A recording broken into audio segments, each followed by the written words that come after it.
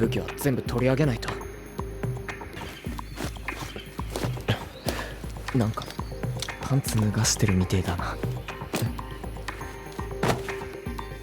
亲爱的观众老爷们，大家好呀！话不多说，九九今天接着为宝贝们讲惊爆游戏。前文说到，男女主终于迎来了对手戏。小明因为过往经历对男人陷入了恐惧，但凡是个男的，说啥他也不会信。小明向龙太发起进攻，用的是触碰型炸弹，威力不是很大，对龙太没啥太大的威胁。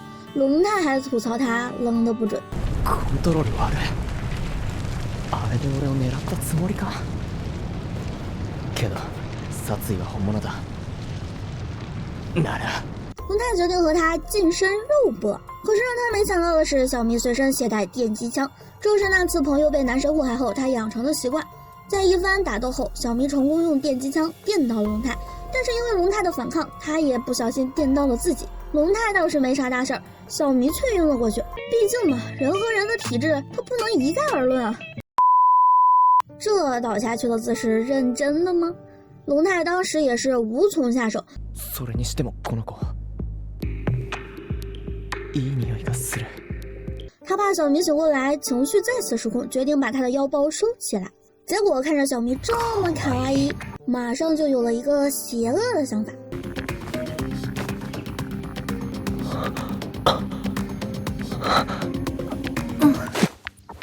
不ね、何考えてんだ。大家别着急啊，我帮你们看了，是粉色的。龙太此时想起了小河里的浮尸，还有那没提起的裤子，一下子就懂了小迷惊的啥。这时候他反应倒是挺快，小迷晕倒后梦到小飞对他意图不轨，惊醒后发现自己被龙太抱在怀里，想反抗，但是因为刚刚遭到了电击，此时的他根本没有力气，于是他又掏出了定时炸弹。男なんてどいつもこいつも性欲の塊だ。こんな孤島で侵されて殺されるくらいなら、せめて自分の意志で綺麗な体のままで。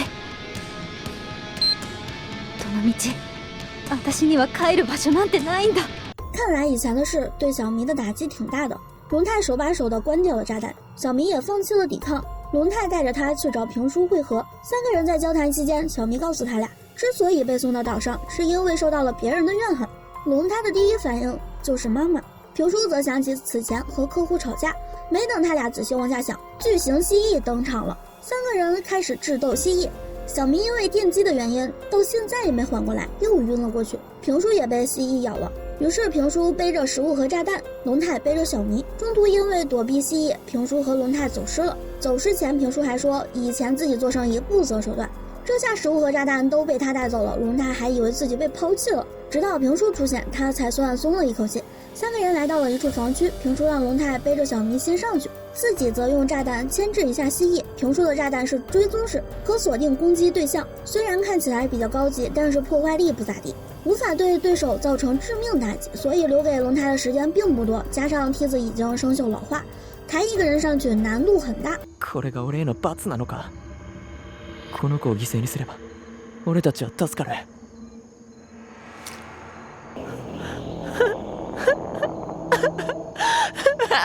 这笑声有变态闹味了啊！笑完他就独自爬着梯子，评书看着他丢下了小迷，有点不敢相信。まさかこの子見捨てて自分だけ助かる気かいな。見損なったで坂本は。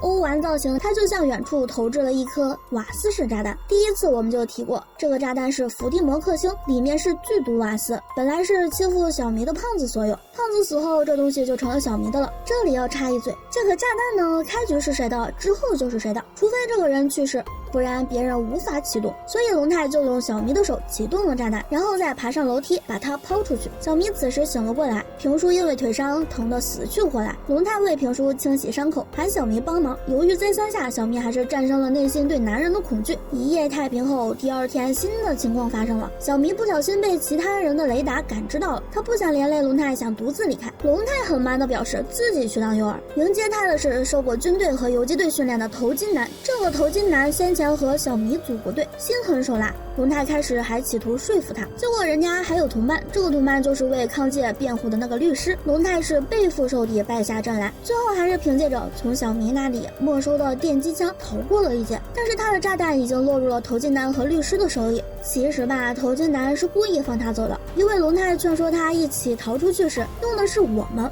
而不是我，一听就是有同伴。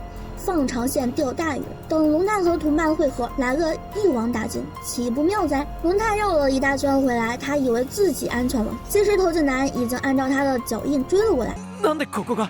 俺は元傭兵でね、ジャングルで敵を追跡するなんざお手のもんよ。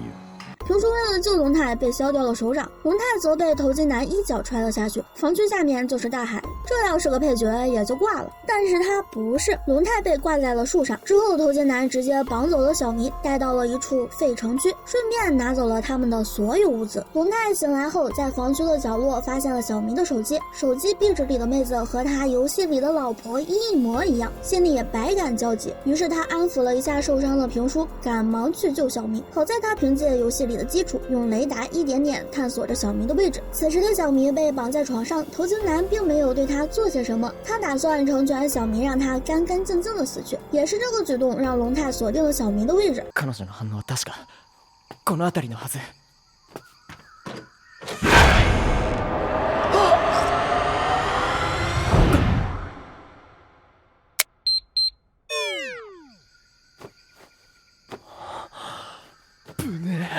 在一番较量下，龙太救下了小迷，他还顺便问了一下小迷是不是他游戏里的 CP， 小迷矢口否認。其实他还没做好奔现的准备。最后两个人齐心协力干掉了头巾男和律师。や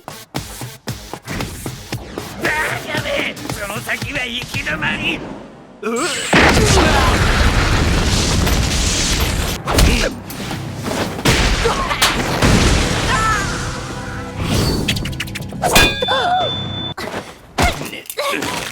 何してる？あの女がスイッチを。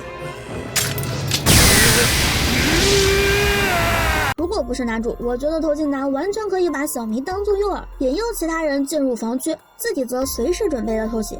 钓鱼执法堪称完美。解救完头巾男，天已经黑了，晚上行动不太方便，于是他俩决定先在防区里过一夜。经过这件事，小迷对龙太的好感蹭蹭的上涨，龙太还把自己要换洗的衣服借给了小迷穿。两个人隔着补给箱和炸弹躺着聊天，正打算睡觉，一个小黑影从小迷头上掠过。这个废城区居然还有别人，龙太让小迷待在原地，自己去打探情况。后来他发现一间亮着灯的房间，里面有人类生活的迹象。这个人去哪里了呢？这个人正躲在龙太身后准备偷袭，好在龙太反应敏锐，女人被龙太打晕了过去。偷袭他的女人没有左手，所以雷达探测对他根本没用，他就像一只幽灵。龙太找到了小明，让他和自己过去一起照看女人。女人醒来看到龍太情绪十分激怒，小明只好让龍太先出去。女人才向小明说起了过往。あんたも女ならここで男を信用しちゃダメだよ。女人曾经是护士，她爱上了一名医生。为了这份爱情，在医生出了重大医疗事故时，女人帮医生改了患者的病历。但是后来，医生把所有的责任全部推到女人身上，让她一个人面对舆论的指责。她被死者家属怨恨，送到了岛上；医生则被她送到了岛上。起初，医生对女人很好，女人还对医生有感情，也就原谅了他之前的种种。两个人合作杀掉了6名玩家后，医生开始原形毕露，他打算杀掉女人，这样就能集齐8颗水晶。但是追踪型炸弹威力小，没能要了女人的命。但是还是炸掉了他一只手。不幸中的万幸是，医生拿走了晶体，就没有杀掉女人，转头就上了离开的飞机。唉，也是一个悲伤的故事。但是此时谁也想不到，这个医生他又回到了孤岛。这次他能否顺利逃脱呢？那就等我继续看吧。还有就是喜欢九九的赶紧点个关注，爱你们，